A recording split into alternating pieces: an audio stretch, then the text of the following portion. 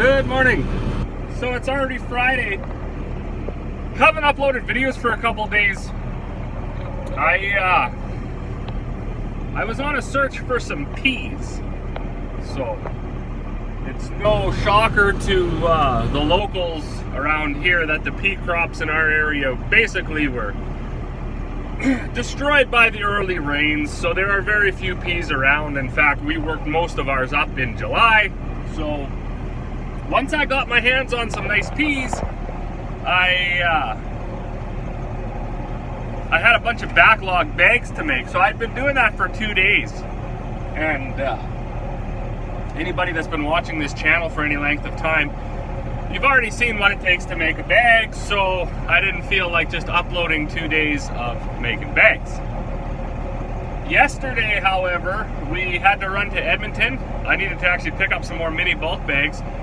We ordered our own with our name on it, but with everything that's going on in the world right now, shipping was delayed. So that won't be here till, they said November, first part mid-November. So that'll be exciting when that comes in. We'll have our own branded bags.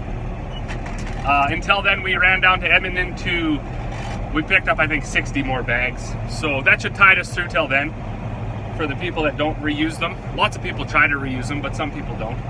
I didn't know what I was going to do for content over the winter, you know, until we get working on some projects in the shop. There's not a lot to not a lot to film because I'm just making bags and you know, checking grain bins. But for right now, I got our water trailer from the sprayer.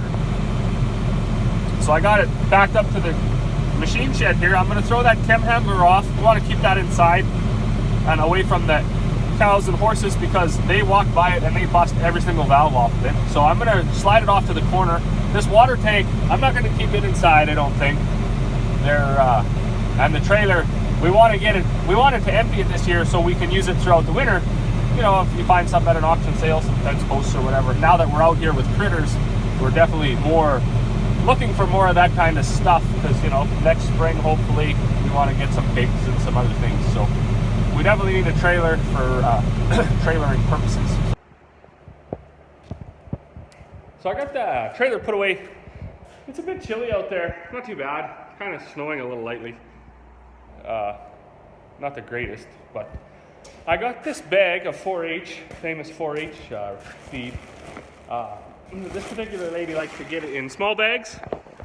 So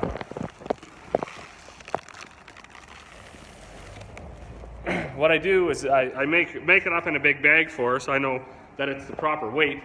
And then I bring it in the shop and I put it into smaller bags for her.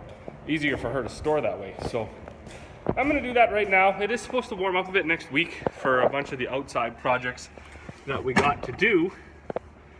So I didn't have the tractors plugged in from when we went to Edmonton yesterday. So I'm going to, I just plugged them in, give them an hour or so to warm up, and then I'll make a couple bags. But while I'm waiting for everything to warm up, I'm going to do this bag.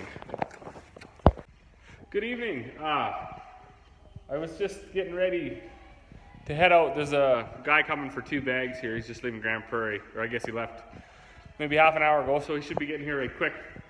But I got a new batch of chicken feed in the hammer mill, and I'm going to put that in 50-pound bags.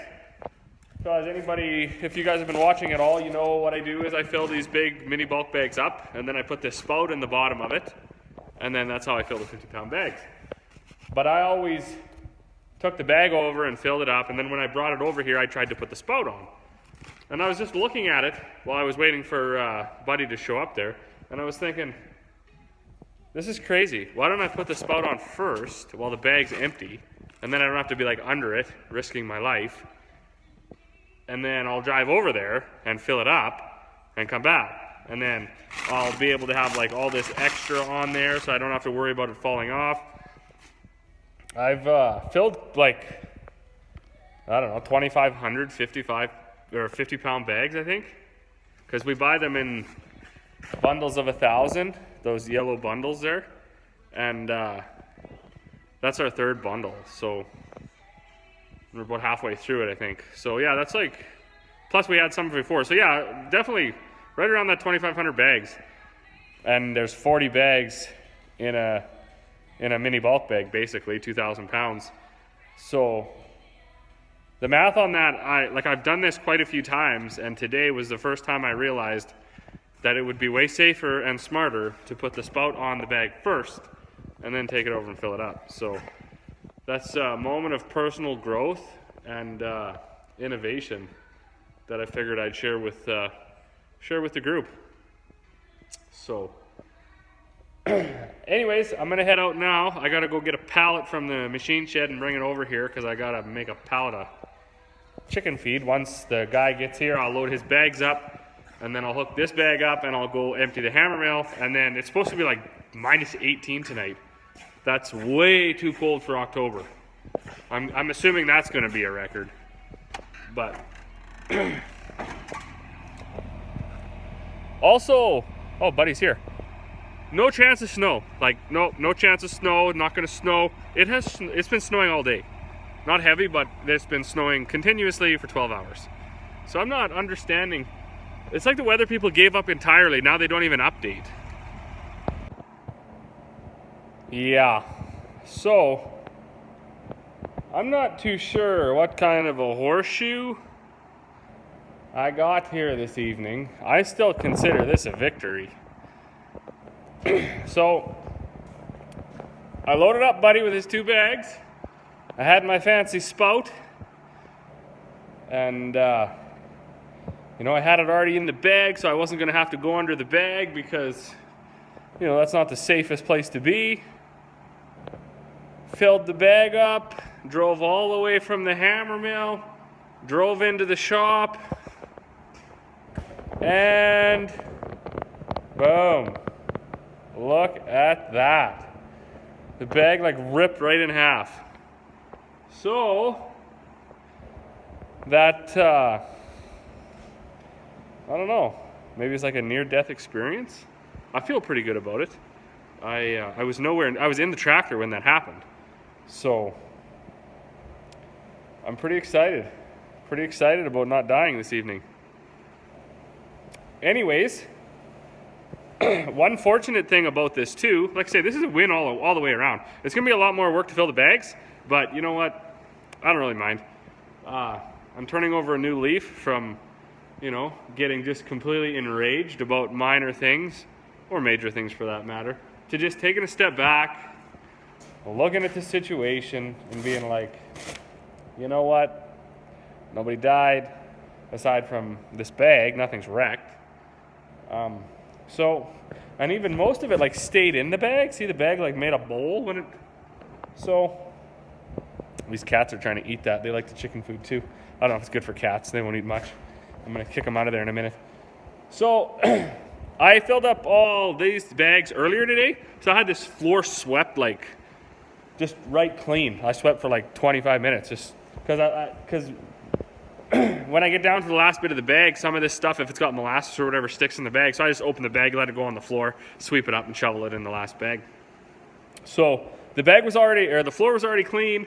Everything was already ready to fill bags up. And then I had even put my spout in before, so I didn't have to be like, you know, underneath there. Because that could have easily broke when I was under there trying to put that spout in. So definitely after this, gonna make sure I always use new bags for sure. This wasn't a new bag, it was a big bag. And I thought like with those style straps, it would have been better. Clearly wasn't better.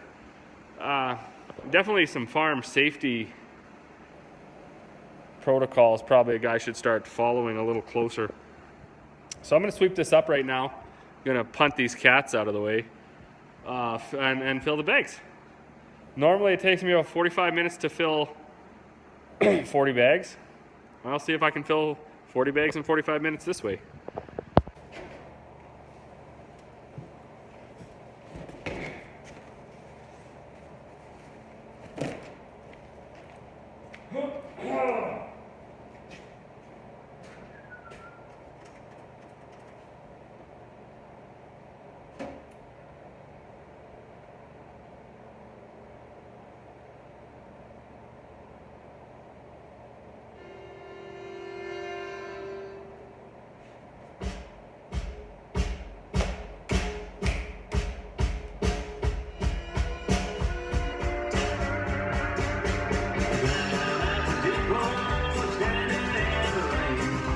Again down the track, waiting for the train.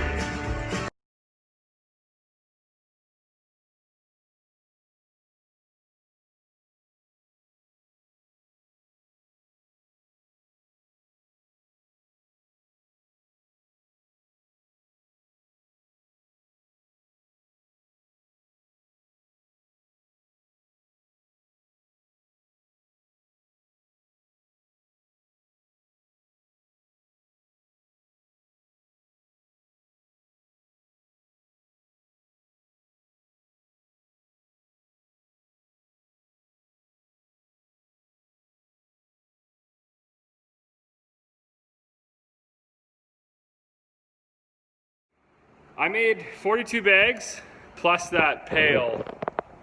So there was just under a ton, 2,204 pounds. There was just under a ton of grain in there, which I'm not, so it is very critical that anybody working anywhere, but anybody working in ag, anybody working on their own, anybody you know, homesteading or doing all these things where you're trying to do a task that maybe you don't have the equipment or the you know, the machinery, the funds, the whatever for, so you're trying to you're trying to make it work with what you got. Make sure, everybody, that you're being as safe as you can be. Look for the hazards. I do consider myself a fairly safe guy. I am looking around, but you know, that bag breaking on the forks, for a situation that anybody that's watched this channel before, you know that I go under there with that spout and I put it on there. People might be like, oh, it's just a bit of chicken feed or whatever. Yeah, it was just a bit of chicken feed. It was almost 2,200 pounds. So it doesn't matter if it's, you know, 2,200 pounds of feathers or 2,200 pounds of bricks or 2,200 pounds of chicken feed. It's 2,200 pounds. And the outcome of being under that, getting crushed, is going to be not good. So luckily for me today, I had tried a new system, which was the perfect time to try it because I had a disaster anyways. But no damage to me, a little bit of damage to that bag. Probably won't reuse that one. Anyways, be safe. Always be looking around. There's lots we're doing in ag. There's lots we're doing on our hobby farms, on our small farms, on our big farms, or anywhere that we're trying to make it work with what we got. And unfortunately, sometimes you're forced to push some boundaries. So just be safe. Anyways, that's it for me today. I'm gonna go in. I'm going to get some supper. I gotta have a shower, and I will see you all tomorrow.